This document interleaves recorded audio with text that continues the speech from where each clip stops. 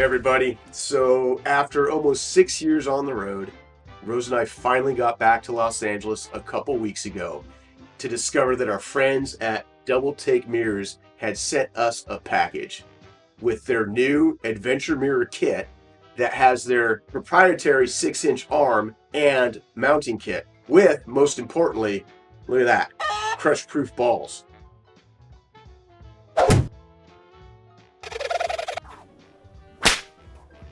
Now, for those of you out there not familiar with Doubletake mirrors, allow me to bring you up to speed. Speaking from first-hand experience, I can tell you that most stock mirrors are not up to the task of aggressive dual sport or adventure riding. You alright? Yeah. Oh man, I snapped my mirror off.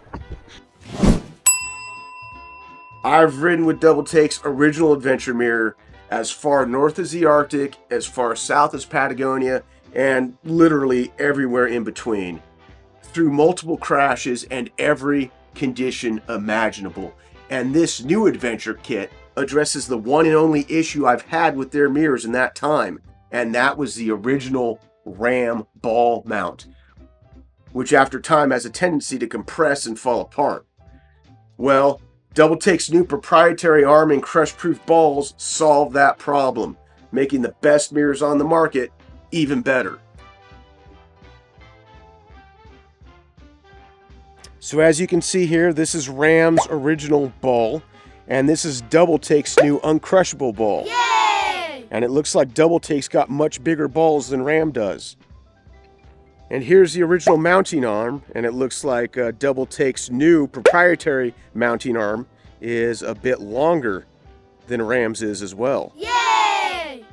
Half-inch makes a big difference. Doubletake didn't ask us to make this video. As a matter of fact, Doubletake has never asked us for anything except for a shipping address to send us new mirrors.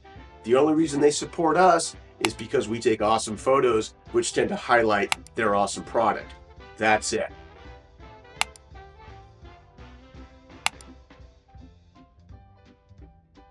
So this is like our honest opinion. A lot of people out there spend a lot of cash to bling out their bike to make sure the bike looks good, but they don't want to drop a few bucks to make sure that they can look behind them. That's a big mistake. And not to mention, not for nothing, this thing's kind of fun to play with. It's like a fidget spinner.